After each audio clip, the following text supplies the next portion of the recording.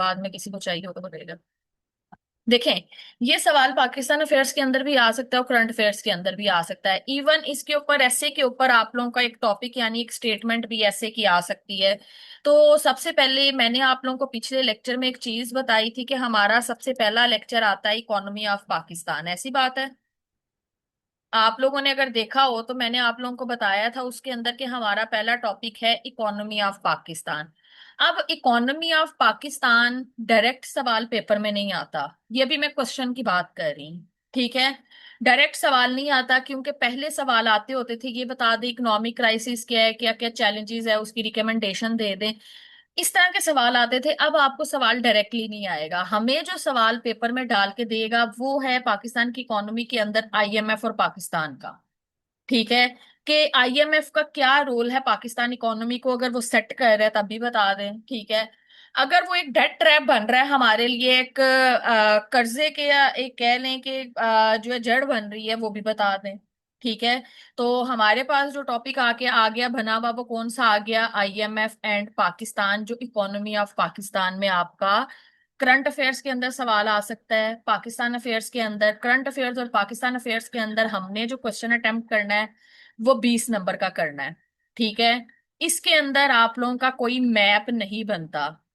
IMF और Pakistan economy के अंदर किसी किस्म का कोई मैप किसी कंट्री का नहीं बनाना, ना ही पाकिस्तान का बनाना है।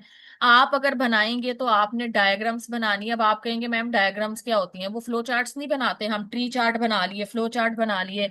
और प्लीज मैं आगे लास्ट के ऊपर जब मैं लेक्चर खत्म करवाऊंगी तो उस टाइम पे मैं आपको समझाऊंगी कि आप लोग गलतियां कहाँ कहाँ पे कर रहे हैं। अच्छा, अब आप लोगों को याद है कि मैंने आप लोगों को, जाहिर बात है नम्रा को नहीं भेजा, बाकी सारे स्टूडेंट्स को अगर याद हो तो मैंने ग्रुप के अंदर पाकिस्तान की इकोनॉमी से रिलेटेड आप लोगों को कुछ डॉक्यूमेंट और लेक्चर फॉरवर्ड किए थे अपने, याद है कि नहीं याद। कुछ डॉक्यूमेंट और लेक्चर फॉरवर्ड किए थे, आप लोगों को याद है कि नहीं याद, जिसमें पाकिस्तान की हिस्ट्री है सारी, ठीक है। नम्रा बच्चे आपको फॉरवर्ड मैंने नहीं किया, आपको मैं आज फॉरवर्ड करूंगी। महानूर को फॉरवर्ड नहीं हुए, उनको भी मैं याद वो आज जो है ना मैं भेज दूंगी। अच्छा, आप कहेंगे कि मैम हिस्ट्री क्यों पढ़नी है, हिस्ट्री पढ़ना जरूरी है, आप लोगों को पता तो चले ना कि हमारे पीछे हो क्या रहा है। पीछे जब पाकिस्तान बना तो उस टाइम पे क्या इकोनॉमी के हालात क्या चल रहे थे, अयूब खान का दौर आया, भुट्टो का दौर आया, क्या हालात हमारे चलते गए, ठीक है। अब ये है कि वो हिस्ट्री तो आपका पढ़ना लाजमी है। अब जो हॉट टॉपिक्स बनते हैं ना इकोनॉमी ऑफ पाकिस्तान के अंदर, वो आपका बनता है आईएमएफ एंड पाकिस्तान, लिख लें, जिसके ऊपर सवाल पेपर में आ सकता है IMF and economy of Pakistan. अगला सवाल आप लोगों के एग्रीकल्चर सेक्टर के अंदर से आएगा पेपर में। एक और सवाल आ सकता है इंडस्ट्रियल सेक्टर के अंदर से सवाल आ सकता है।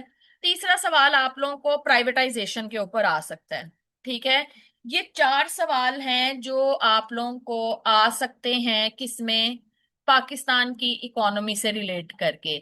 इसके अलावा जो भी सवाल बनेंगे, जिस तरह अगर हम लोग बात करते हैं फ्यूल प्राइसेस की, फ्यूल प्राइसेस की बात करते हैं ना कि फ्यूल प्राइसेस हमारी इंक्रीज होगी, पीछे रीजन क्या था, इसराइल यूएसए की, सॉरी इसराइल और आपके ईरान की जो जंग हुई, उसकी वजह से हमारी जो सप्लाई चेन थी, ठीक है, जो हमारी सप्लाई चेन थी वो सारी डिस्टर्ब होगी, ठीक है। जिसकी वजह से क्या हुआ, आपकी फ्यूल प्राइसेस इंक्रीज होना शुरू होगी। जब आपकी फ्यूल प्राइसेस इंक्रीज होना शुरू होगी तो हमारे मुल्क में क्या होना शुरू हो गया, इन्फ्लेशन यानी महंगाई बढ़ना शुरू होगी। तो इसके ऊपर जो आपका एक लेक्चर बनेगा वो आपका तब बनेगा जब मैं आप लोगों को ईरान इसराइल वॉर पढ़ा लूं। क्लियर होगी बात। 20 नंबर का सवाल ये बनता है, 20 नंबर का सवाल ये बनता है, 20 नंबर का सवाल ये बनता है, 20 नंबर का सवाल ये बन गया और 20 नंबर का ये बन गया। क्लियर होगी बात यहाँ पे। कोई ऐसा स्टूडेंट जिसको ना समझ में आई हो बात।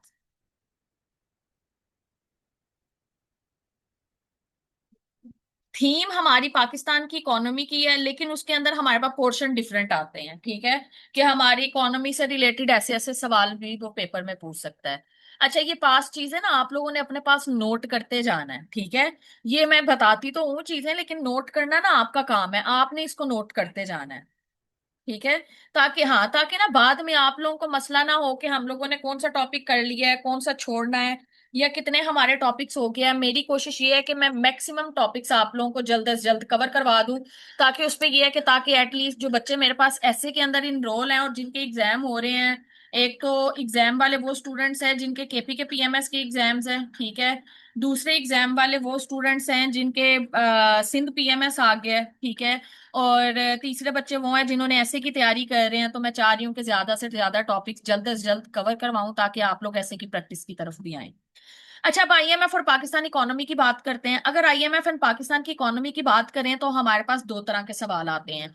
टॉपिक बड़ा आसान है, बेसिक आप लोगों ने समझने ला, आगे आप लोगों को पता चल जाएगा कि सवाल को अटेम्प्ट कैसे करना है। देखें, अगर हम बात करें आईएमएफ की, तो पाकिस्तान जब से वजूद में आया है उसके बाद से पाकिस्तान तकरीबन 20 से ज्यादा बार, ठीक है, 20 से ज्यादा दफा, 20 टाइम या 20 से ज्यादा टाइम आईएमएफ के पास कर्जे के लिए हम लोग जा चुके हैं।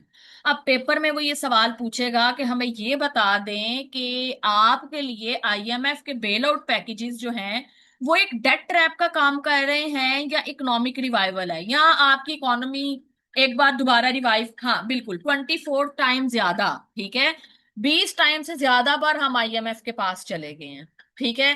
तो अब सवाल उसका ये बनता है, देखिए उसने हिस्ट्री नहीं पूछनी आपसे। पहली मैं आप लोगों को एक चीज बता दूं, पेपर में हिस्ट्री नहीं पूछेगा पहली बार कब गया, दूसरी बार कब गया, तीसरी बार, ये हमारा लेना देना नहीं है, ठीक है। ना पेपर के अंदर हम लोगों ने लंबी चौड़ी हिस्ट्री लिख के आनी है, हमसे टू द पॉइंट जो सवाल पूछेगा हमने जवाब उसी का देना है, ठीक है। तो हम लोग डायरेक्टली बात करेंगे कि ये आप लोगों का आईएमएफ डेट ट्रैप कैसे है और इकोनॉमिक रिवाइवल कैसे है। क्लियर होगी बात? बाकी हिस्ट्री से रिलेटेड चीजें मैंने बीच में ऐड अप कर दी हैं, ठीक है। और उसमें आप लोगों को कोई मसला नहीं होगा कि हिस्ट्री से एडिट क्या किए हैं। देखिए, पहली बार जो आप लोग गए, पाकिस्तान गया 1958 के अंदर पहली बार कर्जा लेने के लिए गए, ठीक है। अब वो खैर कर्जा कितने का लिया, कितने का नहीं लिया, ये सारी चीजें मैंने यहाँ पे जो है ना आप लोगों के ये रीडिंग वाला मटेरियल है आप लोगों का।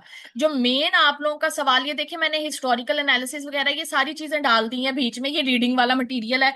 पेपर के अंदर हिस्ट्री वाला पोर्शन आप लोगों से वो नहीं पूछेगा, ठीक है। अगर हिस्ट्री पोर्शन आप लोगों से नहीं पूछ रहा तो आप लोगों ने लंबे चौड़ी हिस्ट्री पोर्शन लिख के भी नहीं आना। अगर आप लोगों को बहुत शौक है हिस्ट्री बताने का तो सिर्फ एक पेज के ऊपर एक डायग्राम बना देनी है, ठीक है। अगर आप लोगों का दिल कह रहा है कि मैं हिस्ट्री भी बता दूं तो सिर्फ एक पेज, पेपर में एक पेज के ऊपर आप लोगों ने इस तरह डायग्राम बनानी है कि जिस तरह यहाँ पे मैंने आप लोगों के लिए हेडिंग्स बना दी हैं, ठीक है। जैसे हमारी अगर बात करें तो हमारे 1950 से लेकर 1970 तक हमारे जो अयूब खान के टाइम पे थे, ठीक है, वो कौन कौन से एग्रीमेंट हुए हमारे, ठीक है। उसके बाद 1980 से लेकर 1990 तक हम लोग गए यहाँ पे पैसे लेने के लिए, ये भुट्टो और नवाज शरीफ के टाइम के ऊपर, ठीक है। फिर इसके बाद 20 से 2010 तक हम लोग गए, हम लोगों ने कौन कौन से लोन वहां से जाके कितने कितने पैसे लिए, ये सारा कुछ लिखा हुआ है अंडर द प्रोग्राम ऑफ या यूसुफ रजा गिलानी, ये सारी चीजें मैंने मेंशन की हुई हैं। उसके अलावा 2019 से अब तक हम लोगों ने कितने आईएमएफ से कर्जा ले चुके हैं, ठीक है। ये हिस्ट्री है और हिस्ट्री को सिर्फ आप लोगों ने ऐसी एक टाइमलाइन सी बना लेनी है। पेपर में अगर बतानी भी होगी ना, आप लोगों ने एक टाइमलाइन की फॉर्म में बता देनी है। पहली टाइमलाइन यहाँ पे लिख दे, दूसरी यहाँ पे लिख दे, तीसरी वो एक हेडिंग की फॉर्म में बना देनी है, ठीक है, बिल्कुल। क्योंकि हिस्ट्री उसने पूछनी नहीं है पेपर में आपसे, ठीक है। वालेकुम अस्सलाम महनूर, हिस्ट्री पूछनी नहीं तो हम लोगों ने वो चीज पेपर में क्यों बताएं जो पूछी नहीं है। फिर एग्जामिनर ये कहता है कि बच्चों से सवाल जो एस्पायरेंट से पूछा जाता है वो उसका जवाब नहीं देते, वो पेपर से क्वेश्चन से हट के जवाब दे रहे होते हैं, ठीक है। तो अगर हमने हिस्ट्री बतानी है, बहुत दिल कर रहा है, तो एक पेज के ऊपर बस एक डायग्राम बना के उसको एक्सप्लेन कर दें कि भाई ये सारी चीजें हैं। अब मेन चीज आप लोगों की जो आती है वो आती है कि आप ये बताएं कि आईएमएफ जो प्रोग्राम है वो एक डेट ट्रैप है या वो आपका इकोनॉमिक रिवाइवल है। अब आप एक चीज देखें कि दोनों में से एक साइड की साइड पे आपने जाना है, दोनों नहीं बता सकते आप। क्योंकि देखें, आपका जब वो लफ्ज इस्तेमाल कर रहे हैं ना, और, ठीक है, देखें, वो आपसे पूछ रहा है डेट ट्रैप और इकोनॉमिक रिवाइवल, और का मतलब क्या है, या इसका मतलब या तो आप इस साइड पे रहेंगे या तो आप इस साइड पे रहेंगे, ऐसी बात है। बात समझ में आई है? आप दोनों को चूज नहीं कर सकते। आप एक साइड को चूज करेंगे, आप उसी साइड को चूज करेंगे जिसके लिए आपके पास आर्ग्यूमेंट्स मौजूद हैं। अगर आप कहते हैं डेट ट्रैप है, तो आपने खाली मुंह से तो नहीं ना बता दिया उसको डेट ट्रैप है, उसने कहना है आप ये कैसे कह सकते हैं डेट ट्रैप है। तो वहां पे फिर आप अपने आर्ग्यूमेंट देंगे, पहला आर्ग्यूमेंट आ गया, दूसरा आ गया, तीसरा आ गया, चौथा आ गया, पांचवा आ गया, छठवां। इस तरह करके 10 मैंने आर्ग्यूमेंट्स आप लोगों को लिखवाए हैं, आप उसमें से कोई से 8 लिख के आ सकते हैं, ठीक है। 9 लिख के आ जाएं, आप लोगों को इसमें से जितने भी याद रहें। क्लियर होगी बात? फिर आपका दूसरी साइड से कोई लेना देना नहीं है, क्योंकि आपने एक साइड को चूज कर लिया, दूसरी साइड को गोली मार दे, एक साइड को पूछना है। और जब वो इस तरह का सवाल पूछेगा पेपर में, तो वो आपसे ये भी पूछेगा कि ये बता दें कि आप क्या रिकमेंडेशन है आपकी, ठीक है, या आप सजेशंस बता दें, ठीक है, या आप बता दें कि कौन कौन सी इकोनॉमिक रिफॉर्म्स आनी चाहिए जिसकी वजह से हमारी इकोनॉमी जो है वो एक डेट ट्रैप से निकल सकती है। क्लियर होगी बात? फिर वहां पे आप लोग कोई 10 8 जो है ना, आप लोग उसके रिफॉर्म्स बता दें, या उसको सजेशंस दे दें, या रिकमेंडेशंस दे दें। क्लियर होगी बात? यहाँ पे बताएं मुझे। सवाल की समझ में आई बात के सवाल पेपर में पूछा कैसे जाएगा? मैं हर सवाल अटेम्प्ट करने का तरीका साथ साथ बताती जाऊंगी ताकि आप लोगों को चीजें मुश्किल ना हो। इस सवाल के अंदर किसी किस्म का कोई भी डायग्राम या कुछ भी नहीं भरना, ठीक है। इसमें सिर्फ आप लोगों ने फ्लो चार्ट ऐड करने हैं। क्लियर होगी बात? अच्छा, अब आप एक चीज देखें कि मैंने आप लोगों के जो लिखे थे ना आर्ग्यूमेंट्स, वो 2 तरह के लिखे थे, ठीक है। एक आर्ग्यूमेंट्स मैंने आप लोगों के पीछे वाले ये लिखे थे जिसके अंदर मैंने स्टैट ऐड नहीं किया था। बात समझ में आई है? यहाँ पे मैंने कोई फैक्ट एंड फिगर्स ऐड नहीं किए, ये डायरेक्टली मैंने आप लोगों को आर्ग्यूमेंट्स लिख के मैंने आप लोगों को भेज दिया कि आप ये कह सकते हैं कि इस तरह डेट ट्रैप है। लेकिन बात ये है कि जब पेपर के अंदर आप उसको बता रहे हैं कि भाई फ्रीक्वेंट इंगेजमेंट जो आपकी है, ठीक है, आप तकरीबन 25 बार, 24 25 बार आईएमएफ के पास जा चुके हैं, इसकी वजह से हमारी इकोनॉमी डेट ट्रैप में फंस रही है, तो वो आपसे पूछेगा हाउ, कैसे। आप कहेंगे सबसे पहली बात यह है कि हमारा टोटल पब्लिक डेट बढ़ता जा रहा है। आपने इतनी तो बात कर दी, टोटल पब्लिक डेट भर गया है। अब वो आपसे पूछेगा आफ्ताब आप ये मुंह जुबानी कैसे कह सकते हैं टोटल पब्लिक डेट भर भर रहा है आपका। तो वहां पे आप ये बताएंगे कि हमारी गवर्नमेंट हमारे सर्वे के मुताबिक, इकोनॉमिक सर्वे के मुताबिक, हमारा जो डेट जा चुका है वो तकरीबन रफली आप कह लें 83% ऑफ जीडीपी बढ़ चुका है। और यहाँ पे मैंने पीकेआर के अंदर जो है ना बता दिया कितने ट्रिलियन जो है वो आपका पब्लिक डेट बढ़ चुका है। जिस बंदे को याद रहेगा वो पेपर में नंबर लिखा है, जिनको याद रहेगा वो पेपर के अंदर परसेंटेज भी लिख के आ सकते हैं। क्लियर होगी बात? आपने हमेशा हवाला देना है इकोनॉमिक सर्वे ऑफ पाकिस्तान का, वर्ल्ड बैंक का दे दें, ठीक है, किसी का भी दे दें, लेकिन आप लोगों ने बीच में हवाला जरूर दे के आना। क्लियर होगी बात यहाँ पे? कि पहला चीज, पहले आपका आर्ग्यूमेंट क्या है कि भाई हमारा टोटल पब्लिक डेट बढ़ता जा रहा है, जितना हमारे सर के ऊपर कर्जा बढ़ता जा रहा है इतनी हमारा रेवेन्यू नहीं है जितना हमारी इंटरेस्ट पेमेंट बढ़ती जा रही है। क्लियर हुई बात? सूद भर रहा है ना, देखें, हमें कोई भी कर्जा दे रहा है आईएमएफ, आईएमएफ उस कर्जे के ऊपर इंटरेस्ट ले रहा है, सूद ले रहा है। अब आप एक चीज देखें, हम 24 से 25 बार हम लोग जा चुके हैं आईएमएफ के पास, हमारी पिछली इंस्टॉलमेंट्स क्लियर नहीं हुई, अब उन इंस्टॉलमेंट का हमारे सर के ऊपर इंटरेस्ट भी है, जिसकी वजह से हमारा पब्लिक डेट बढ़ता जा रहा है। अब उस पब्लिक डेट बढ़ने के ये फैक्ट एंड फिगर्स मैंने आप लोगों को बता दिए। क्लियर होगी बात? मैम ये फैक्ट लिखने के साथ हाँ सोर्स तो बताना है ना, उसने कहना है आप खुद ही बात कर रही हैं, ठीक है।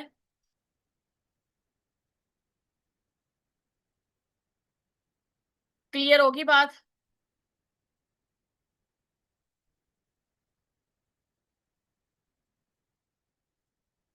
अच्छा, अगला आर्ग्यूमेंट आप क्या देंगे? अगला आर्ग्यूमेंट हमारे पास रिदा आफ्ताब ये आता है, हम कहते हैं कि हमारी जो डेट सर्विसिंग है वो स्ट्रेन हो चुकी है, ठीक है, वो हमारी रुक चुकी है। वो रुक किस तरह चुकी है? अब आप एक चीज देखें, आप उसको ये बताएंगे कि हमारा जो 45% से लेकर 50% जो हमारा फेडरल रेवेन्यू इकट्ठा होता है, हमारे पास जो पैसा इकट्ठा होता है टैक्स के जरिए इकट्ठा हो गया हमारी हुकूमत के पास, जो भी पैसा हमारा इकट्ठा होता है उसका 45 से 50% हमारा कहाँ पे चला चला जाता है, कर्जे उतारने में चला जाता है। ठीक है। जिसकी वजह से हमारे मुल्क के अंदर जितने भी डेवलपमेंट प्रोग्राम्स हैं वो सारे रुक जाते हैं। बात समझ में आई? तो एक ये भी चीज आप बीच में बताएंगे कि भाई हमारी जो डेट सर्विसिंग है वो स्ट्रेन हो चुकी है। आपकी डेट सर्विसिंग कंज्यूमिंग उसकी इतनी है कि हमारा जो फेडरल का टोटल रेवेन्यू है वो 45 से 50% तो हमारा कर्जा उतारने में चले जाता है। बाकी पैसे जो पीछे बचते हैं वो आपके सेक्टर्स को अलॉट किए जाएं, पैसे फंडिंग की जाए कि आपके डेवलपमेंट प्रोग्राम स्टार्ट किए जाएं। ठीक है। ना तो कोई नई यूनिवर्सिटी बन रही है, ना तो कोई नया अस्पताल बन रहा है, कुछ भी नहीं बन रहा गवर्नमेंट की तरफ से। क्यों? क्योंकि हमारे सर पे कर्जा बहुत ज्यादा है। हमारी कर्जे की किस्तें उतर नहीं रही, ऊपर से हम मजीद हमारे सर पे कर्जा चढ़ता जा रहा है। तो क्लियर हुई बात? पहला आपने बता दिया कि भाई डेट ट्रैप ऐसे है कि टोटल पब्लिक डेट हमारा बढ़ता जा रहा है। दूसरा आपने बता दिया कि हमारा जो टोटल रेवेन्यू है उसका तकरीबन 45 से 50% हमारा कर्जा उतारने में रेवेन्यू चला जाता है, जिसकी वजह से हमारे मुल्क में जितने भी डेवलपमेंटल प्रोग्राम्स हैं या सोशल स्पेंडिंग है वो आपकी कह लें कि इफेक्ट हो रही है। क्लियर होगी? दूसरी बात बताएं मुझे।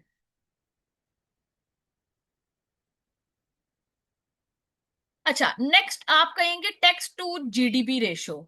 ठीक है। देखें, आप एक चीज देखें कि हमारे मुल्क में जो टैक्स कलेक्शन है, ठीक है, अब वो आपको कहता है कि हमारे मुल्क में अगर हम हिस्टोरिकली देखें ना, अगर आप मेरे पास जब एनएफसी अवार्ड्स पढ़ेंगे, ठीक है, आप लोगों को ये आइडिया होगा कि एनएफसी अवार्ड्स के अंदर हमारा एक मेन मोटिव ये भी था कि हमने tax to GDP ratio increase करना है।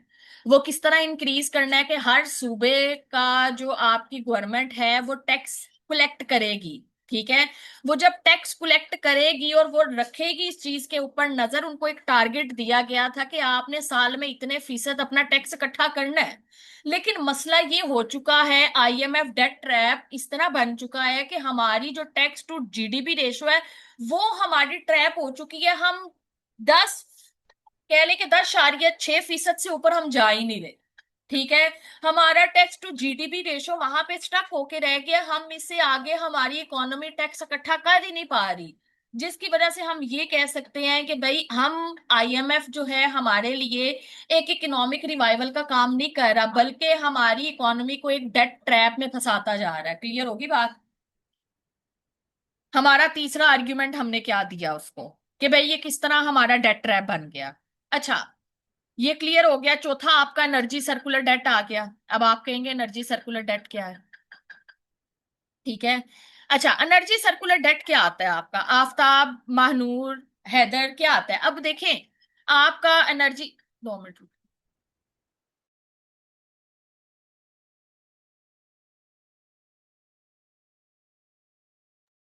अच्छा, अब एनर्जी आप लोगों का सर्कुलर डेट क्या आता है? आप एक चीज देखें कि हमारे पास हमारी जो गवर्नमेंट है, ये कहा जाता है 1990s के अंदर जब आपका मुशर्रफ उसका अल्लाह भला करे नवाज शरीफ का ईरा था, उस टाइम पे आप लोगों के जो आईपीपीज हैं, ठीक है, आप लोगों के आईपीपीस, ये सारी चीजें आप लोग मेरे पास एनर्जी क्राइसिस के अंदर भी पढ़ेंगे कि हमारा जो एनर्जी सर्कुलर डेट है वो किस तरह बढ़ता जा रहा है।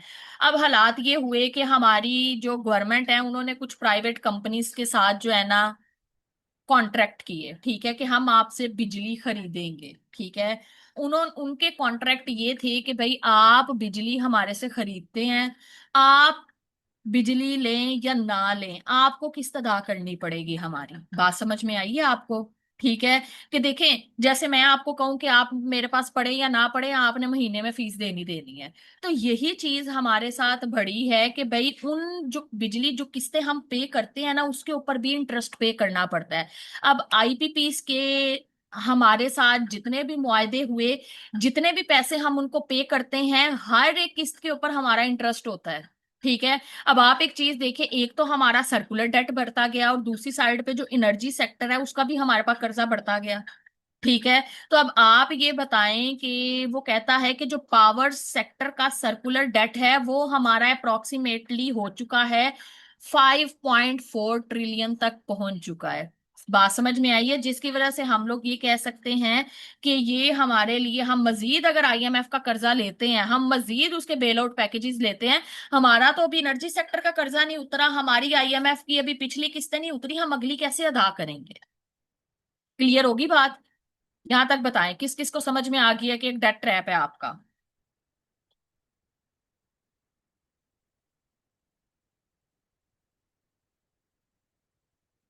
क्लियर होगी बात?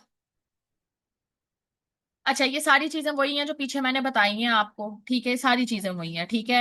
एनर्जी टैरिफ इंक्रीज हो चुके हैं, ठीक है, हाँ, ये सारी वही है। आपकी डेट सर्विसिंग पैरालाइज हो चुकी है, कितने परसेंट वो हो गया है।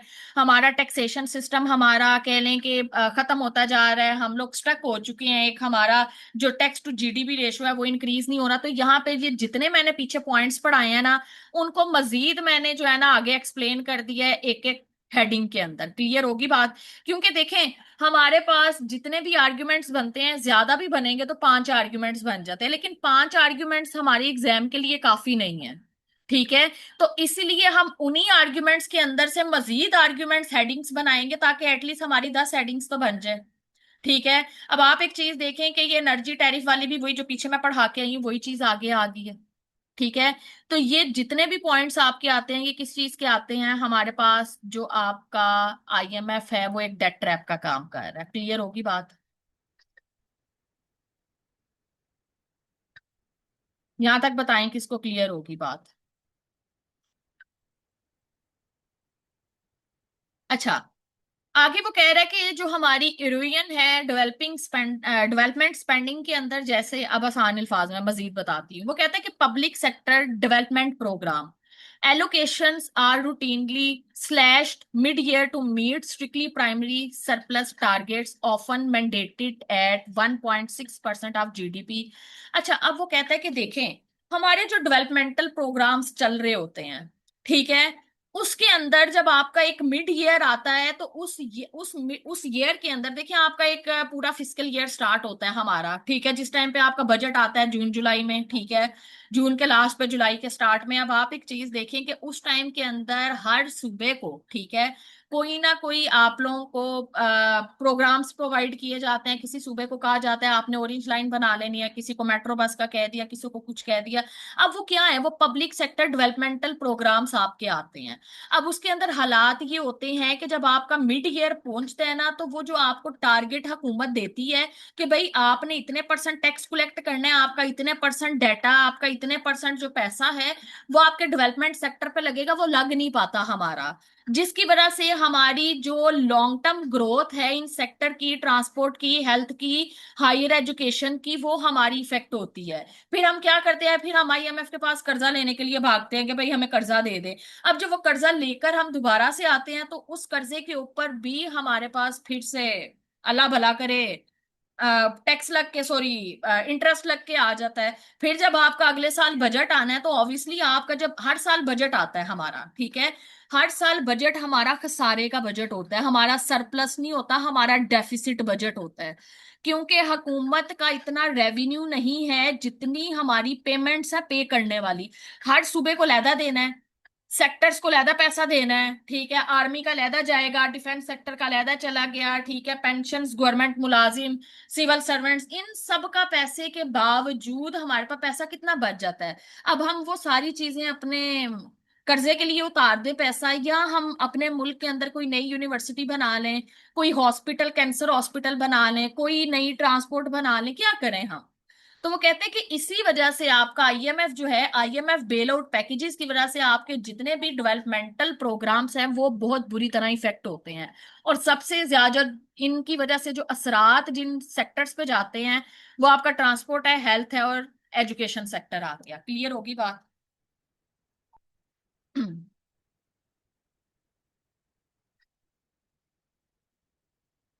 बात समझ में आ गई? अच्छा, अब आप नेक्स्ट देखें, वो कहता है कि इन्फ्लेशनरी बर्डन्स। अब आपका जो इन्फ्लेशन है, ठीक है, आपकी जो महंगाई है, इसकी वजह से क्या हालात होते हैं? अब आप लोगों को पता है हमारी जो पाकिस्तानी करेंसी है वो डिवेल्युएट हो रही है, ठीक है। आपके जो मार्केट रेट्स डिटरमिन किए जाते हैं हमारे डॉलर के साथ, ठीक है, पाकिस्तानी रुपये अगेंस्ट डॉलर, तो हम ये चीज देखते हैं कि जैसे जैसे डॉलर की प्राइस इंक्रीज होती है, वैसे वैसे पाकिस्तानी रुपी जो है वो डीवैल्यूएट होना शुरू हो जाता है। जब आप लोगों का रुपीज जो है वो डीवैल्यूएट होना शुरू हो जाते हैं, तो आपके मुल्क के अंदर हाइपर इन्फ्लेशन होती है, यानी आपकी महंगाई पीक के ऊपर होती है। जब आप देखें ना आपकी महंगाई पीक के ऊपर है, तो जो आपका परचेजिंग पैरिटी है, ठीक है, जो आपकी परचेजिंग पावर है वो डिक्रीज होना शुरू हो जाएगी। ऐसी बात है तो लोग चीजें नहीं खरीदेंगे बाजार में, महंगाई है ये नहीं खरीदना, ये नहीं खरीदना, ये नहीं खरीदना। यानी आपका जो हम कंज्यूमर प्राइस इंडेक्स निकालेंगे वो आप लोगों का एडजस्ट नहीं कर पाएगा। जिसकी वजह से हम कहते हैं कि भाई ये जो हमारा आईएमएफ है, ठीक है, इसकी वजह से हालात मजीद बिगड़ सकते हैं। वो किस लिए? क्योंकि हमारी करेंसी डिवैल्यूएट कर जाती है। डिवैल्यूएट करती है तो जाहिर बात है आपकी जो इन्फ्लेशन है मुल्क में तेजी से बढ़ती जाएगी इन्फ्लेशन, जिसकी वजह से आपका कंज्यूमर प्राइस इंडेक्स जो है वो क्या होगा, वो आपका 20 से 38% ड्यूरिंग पीक एडजस्टमेंट फेसिस के अंदर जाएगा। क्लियर होगी बात? इसके अलावा आप लोगों की एक वजह ये भी हो सकती है कि जो आप लोगों की स्ट्रक्चरल रिफॉर्म्स हैं वो डिले हो रही हैं, ठीक है। अब आप एक चीज देखें, वो कहता है the safety net provided by recurring bail out creates a moral hazard allowing successive political administration to bypass difficult structural changes. अब आप एक चीज देखें, हम खुद से कोई चेंजेस नहीं कर पाते। हम जब भी आईएमएफ से कर्जा लेने के लिए जाते हैं, आपका आईएमएफ हमें कोई ना कोई कंडीशन रख के कर्जा देता है ना, ठीक है। आप करप्शन खत्म करें, आप ये काम करें, आप फलाना टैक्स बढ़ा दें, तो आपके आप देखें आए दिन आपको न्यूज में यही नजर आ रहा होता है, आईएमएफ की शर्तें पूरी करेंगे, शर्तें पूरी करेंगे तो हमें कर्जा मिलेगा। तो बात यह है कि आप खुद से कोई स्ट्रक्चरल रिफॉर्म्स लेकर आ ही नहीं सकते। आपने वही काम करना है जो आपको आईएमएफ की कंडीशंस ने बता दिया है। वो कह रहे हैं प्राइवेटाइज कर दें, आपने प्राइवेटाइजेशन शुरू कर दी। उन्होंने कहा नेशनलाइजेशन शुरू कर दें, आपने शुरू कर दी, ठीक है। जिसकी वजह से हमारी स्ट्रक्चरल रिफॉर्म्स आती नहीं। अब स्ट्रक्चरल रिफॉर्म्स किसे कहते हैं? यही होती है ना, बिल्कुल बाउंड रहते हैं। अच्छा, स्ट्रक्चरल रिफॉर्म्स आपकी यही आती है ना, आपने इधर का टैक्स बढ़ा दिया या इसका टैक्स कम कर दिया, या आपने ये प्राइवेटाइज कर दिया, इसको नेशनलाइज कर दिया। हम अपनी कंट्री के अकॉर्डिंग नहीं करते चीजें। हम जो काम करते हैं हम आईएमएफ के कहने के ऊपर करते हैं। आईएमएफ ने कह दिया इतना कर्जा बढ़ा दें, ठीक है। आईएमएफ ने कह दिया कि इससे कर्जा नहीं लेना आपने, आईएमएफ ने कह दिया इसके ऊपर इंटरेस्ट लगा दें, आईएमएफ ने कह दिया कि आप करप्शन खत्म कर दें यहां से। तो ये देखेंगे ये सारा सीन, जैसे आईएमएफ ने कंडीशंस लगानी है हमने करना वही काम है।